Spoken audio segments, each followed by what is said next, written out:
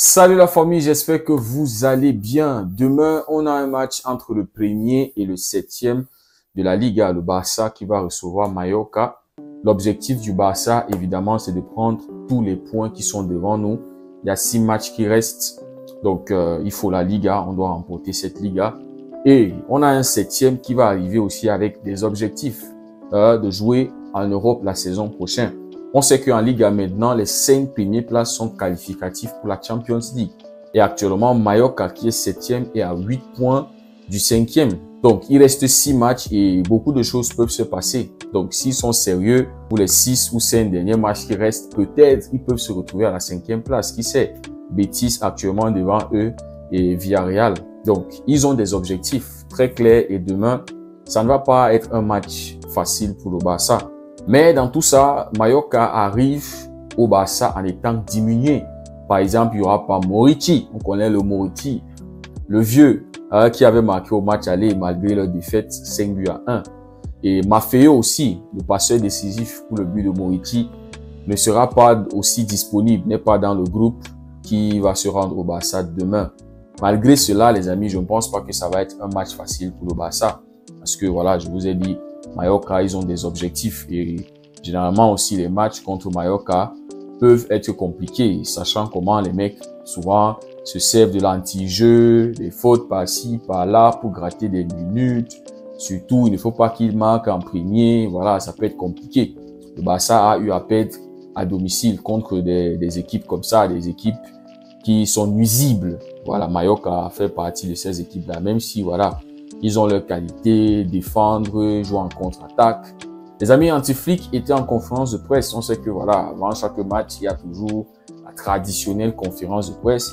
Anti-flic s'est exprimé sur pas mal de choses. Il est revenu sur la défaite contre Dortmund.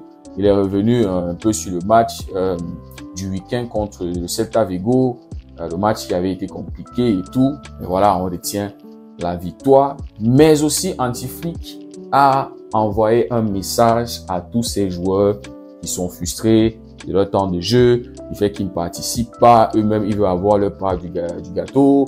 Ils veulent participer à peut-être une saison qui va être historique. Chacun veut écrire son histoire. Les amis, moi, je comprends aussi cette frustration-là. C'est quelque chose de positif. Moi, je pense ça de manière positive, du fait que tous les joueurs veulent se montrer, que ce soit les titulaires, que ce soit ceux qui sont sur le banc. C'est-à-dire, si tu es sur le banc et tu es frustré, c'est parce que tu vois que tu es capable d'apporter quelque chose. Ça fait que ça montre que tous, ils sont impliqués et chacun veut donner le meilleur de lui-même. Chacun veut participer à une saison qui va être qui peut être historique pour le Barça. Donc, déjà, samedi, là, il va falloir aller prendre cette Copa del Rey. Donc, Anti-Flic a envoyé un message à ces gars frustrés, on parle d'Ansu Fati, on parle d'Hector Fort aussi. Je comprends qu'ils ne soient pas contents. J'ai été joueur aussi. Tout le monde veut montrer son soutien et aider l'équipe. Je comprends ce sentiment, mais pas sa réaction. Il faut l'accepter. Nous sommes revenus et avons pris les bonnes décisions. Quand il joue, nous voulons le voir réagir de la bonne manière. Les victoires doivent être célébrées. La réaction doit venir sur le terrain, pas en dehors. Il y a certaines personnes qui vont dire: mais ouais, il dit ça, mais comment est-ce qu'ils vont se montrer, comment est-ce qu'ils vont réagir sur le terrain s'ils n'ont pas le temps de jeu? S'il va préférer mettre un Gérard Martin, par exemple, qui est nul, et l'autre qui est sur le banc pense qu'il peut apporter plus que celui qui est sur le terrain. Et les amis, moi, je suis d'accord, ils ont besoin d'avoir du temps de jeu, ils ont besoin d'être sur le terrain pour pouvoir se montrer. Mais peut-être Anti-Flic aussi, à un moment, quand ils ont eu ces opportunités-là, voilà, ils n'ont pas donné ce que Anti-Flic s'attendait. Peut-être c'est pour cela que voilà, un Gérard Martin est en train de jouer, Hector Fort et par exemple Ansu Fati ne joue pas parce que Hector Fort et Ansu Fati ont eu à jouer quand même quelques minutes, même si c'est pas régulier, quand même ils ont eu des opportunités. Donc peut-être Anti-Flic d'une certaine manière n'a pas été satisfait de ce qu'il a vu et c'est pour ça que le temps de jeu est réduit. Par exemple, Ansu Fati, sa frustration parce qu'il n'est pas entré. Le match contre Celta Vigo n'est pas allé comme on s'attendait. On ne voyait pas Celta Vigo nous mener 3-1 et le Barça être dans l'obligation de réagir, de faire un comeback, de faire une remontada. Et en plus de ça, il y a un Lewandowski qui s'est blessé. Donc les plans d'Anti-Flic ont été complètement bouleversés. Si c'était un match où le Barça avait géré ça en premier mi-temps, je pense que les gars comme Ansu Fati, peut-être Hector Ford pouvaient jouer. Mais puisque c'était une situation désespérée, il fallait absolument gagner le match. Imaginez un peu, on avait mis par exemple Ansu Fati et qu'on n'avait pas obtenu un résultat positif. Voilà, et hier le Real Madrid a gagné 1-0 dans le temps additionnel alors qu'on se disait que peut-être ça pouvait se terminer avec un match nul si on n'avait pas gagné ce match. Et on voit que c'est l'entrée en jeu d'Olmo et Ansu Fati qui ont débloqué les choses pour le Barça. La sortie de Lewandowski sur blessure et tout s'est débloqué. Donc les amis, ce match-là ne s'est pas déroulé comme prévu. Toi et moi, on ne voyait pas que le Celta Vigo allait être en train de mener 3-1 en deuxième mi-temps. C'est la même chose pour Hansi-Flick qui ne s'attendait pas à ça. Donc il fallait réagir, il fallait mettre les joueurs qu'il voyait fit, qu'il voyait être capables d'apporter, d'aller nous chercher ce résultat-là. Et Hansi-Flick a aussi dit quelque chose qui donne un peu d'espoir pour le match de demain. C'est-à-dire probablement on aura des rotations puisqu'il a dit c'est important d'être frais contre Mallorca. Je réfléchis à beaucoup de choses et ce n'est pas facile de gérer. Franchement, les titulaires ne veulent pas se reposer. Tu as un Jules Koundé par exemple qui a joué à tous les matchs, 51 matchs. Le mec a tout joué. Et Hansi-Flick, quand il veut le mettre sur le banc, quand il veut le dire repose-toi, le mec il va aller courir. Tu as un Lamine Yamal qui se blesse rarement et qui veut jouer et qui veut jouer et qui veut jouer. Tu as Pedri qui est super important. Tu as Rafinha, tu as Inigo Mat. En fait, les amis, vous voyez. Donc, c'est vraiment pas facile pour Hansi-Flick. Il y a des résultats à aller chercher. Nous sommes à une phase de la saison où il y a 3 trophées qui sont devant nous. J'essaie de me mettre un peu à sa place, les amis. C'est compliqué. Il te faut des résultats, il te faut gagner des matchs. Et les choix sont super importants. Vous voyez, par exemple, le 11 qui a joué contre le Celta Vigo, qui était en train de perdre et il fallait faire des remplacements.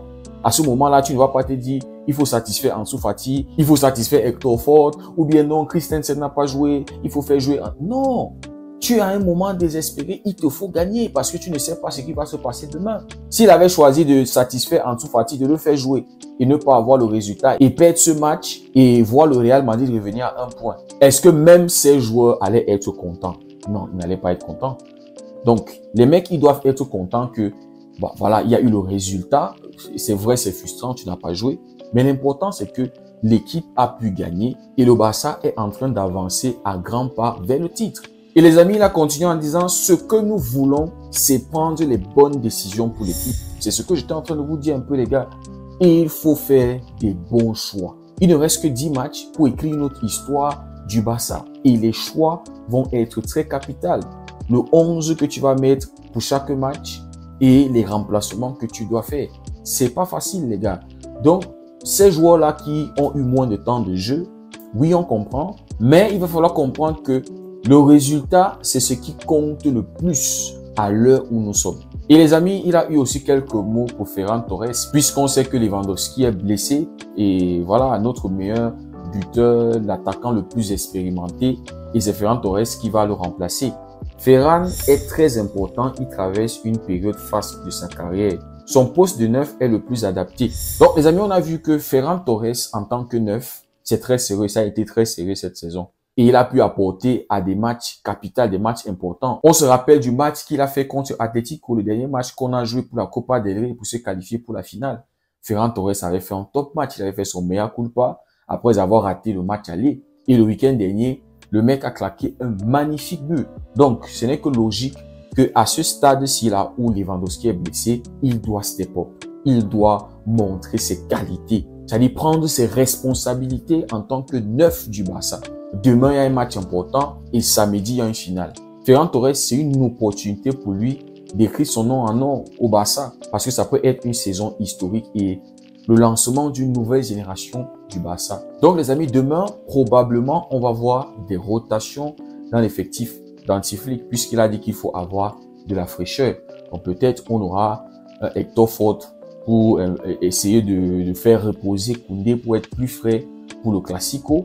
Peut-être aussi, on va voir Pablo Torre être intégré quelque part et Araujo qui n'a pas aussi joué le week-end dernier. Demain contre Mallorca, Hansi-Flick va devoir faire des tests pour la finale de samedi. Les amis, dites-moi ce que vous en pensez en commentaire. Est-ce que vous pensez que Hansi-Flick est en train de bien gérer l'effectif pour les 10 matchs, pour le reste de la saison, cette dernière ligne droite qui est super important? Ou bien vous pensez que, ok, Peut-être le week-end, il fallait faire entrer Ansu Fati ou Hector Ford, je sais pas trop. Dites-moi ce que vous en pensez en commentaire. Merci beaucoup d'avoir suivi la vidéo. Si le contenu vous a plu, n'hésitez pas à le liker, partager, de vous abonner pour que cette communauté puisse s'agrandir. On se dit à très bientôt. Prenez tout soin de vous. Que Dieu vous garde.